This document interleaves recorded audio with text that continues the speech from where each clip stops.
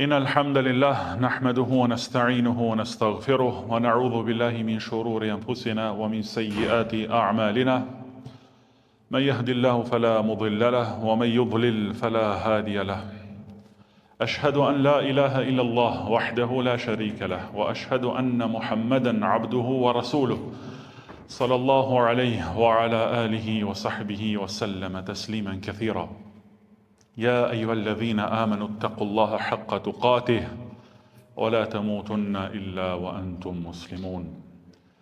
Falënderimet dhe lavdërimet janë vetëm për Allahun. Atë falenderojmë për ndihmë dhe falje kërkojmë.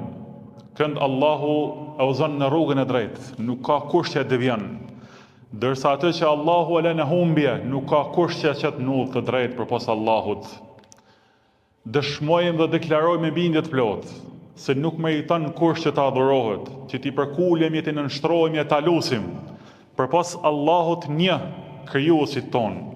Dhe dëshmojmë dhe deklarojmë me bindje të plotë se Muhamedi sallallahu alaihi wasallam është rob dhe dërguar i tij, njeri sikurse ne, vetëm sa ati i shpallja.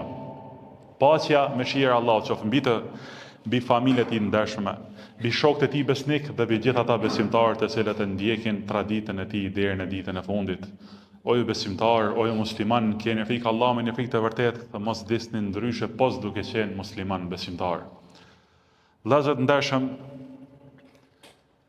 me qenë se jemi në ditë gjumaje dhe për traditës pejgamberit ton sallallahu alaihi wasallam ishte që i kujtonte njerëzit me Allahun te baraka ve taala, ja u kujtonte Allahun në hutbet e gjumas, ja u kujtonte punët e mira dhe u tërheqte rrethën nga punët e këqija. Kjo ishte prej traditës së tij sallallahu alaihi wasallam. Duke u nis nga kjo, me lejoni që sot t'ja u kujtoj disa prej ajeteve të Kur'anit, edhe diçka prej haditheve të pejgamberit sallallahu alaihi wasallam, duke lutur Madhin Zot që atë që ndëgjojmë na bën dobi dhe pastaj më së miri në jetën tonë e praktikojmë. Të nderuar, Allahu në Kur'an decidivisht na thot që jetën dhe vdekjen nuk e kanë krijuar për asgjë tjetër, vetëm se t'ju sprovoj juve kush po bën punë më të mirë. Në surën Mulk, liyabluwakum ayyukum ahsanu amala, që t'ju sprovoj juve, o ju njerëz, që kush nga ju po bën punë më të mira. Më thonë, jeta është sprovë, unë edhe ti jemi të sprovuar, të testuar në këtë jetë.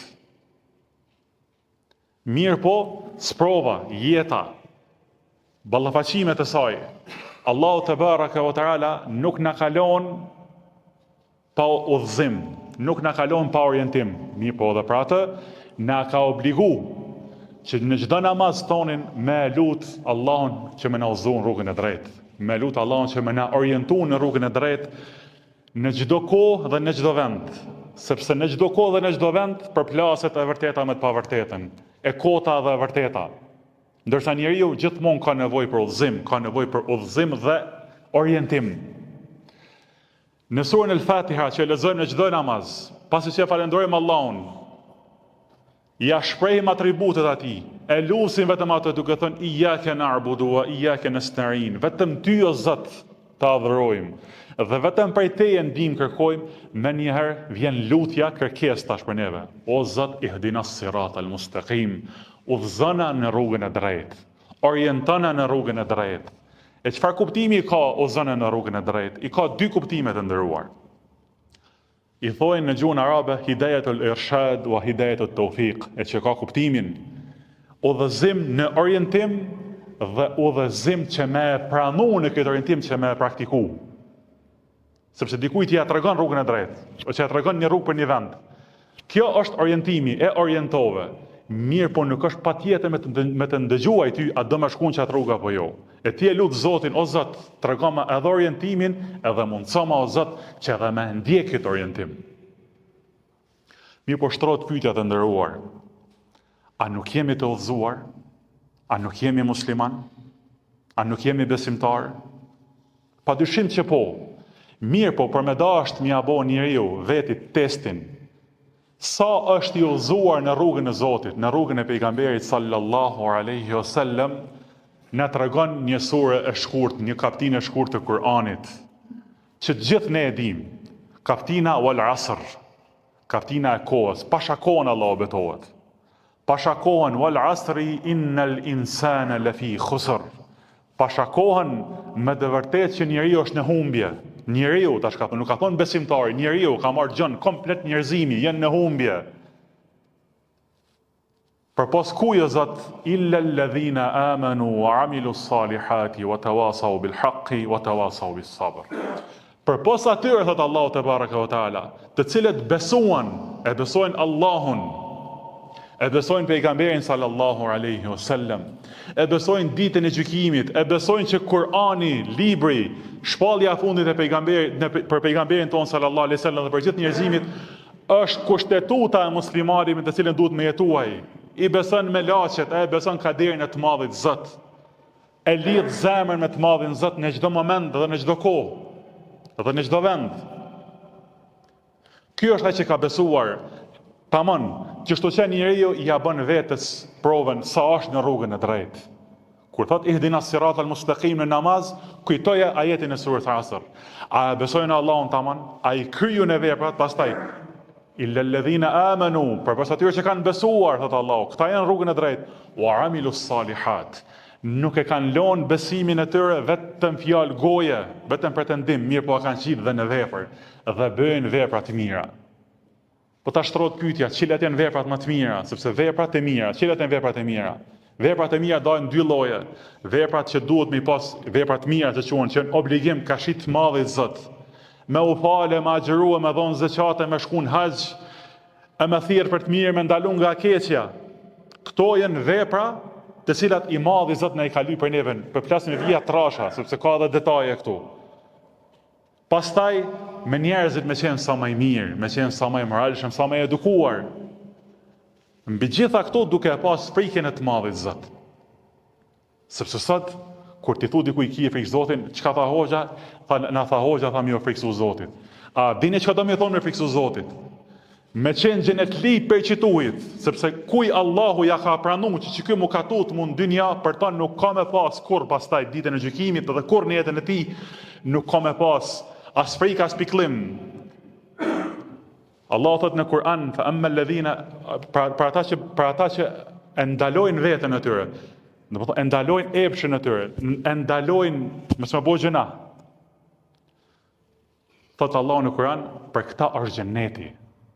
Si strahim, mi po para atyre, ku i përmend xhenemit, çka thot i japën çdo epshi dhe çdo qefi. Edhe nuk e kanë ato wa nahan nafsa anil hawa. Përkundrazi nuk ndalohen nga epshi, mi po i jep përpara për këta xhenami, ndërsa për ato që e ka prik Zotin, për ato është xheneti, është parajsa të madhe Zot, është kënaqësia të madhe Zot. Kur njeriu e realizon pik respektin këtë dynja, ka shi të madhe Zot. Andaj, provën, testin si mja bo rrugës tonë, a jena rrugë drejt ajo, a jena musliman që shduhet ajo, a na pranon Allahu që ti badet ajo, sepse ne bëjmë punë të mira duke shpresu që Zoti më ne pranu, duke shpresu. Edhe kjo neve na mban gjallë dhe na jep energji që me bo dhe veprën tjetër pastaj. E njëkohësisht edhe me u ndalu nga keqja. Qofse e bëjmë një të keqe, pse kërkojmë falje, sepse e kena bindjen dhe shpresën që Allahu te baraka wa taala ka më na fal, sepse na ka bëjmë punë që më na fal.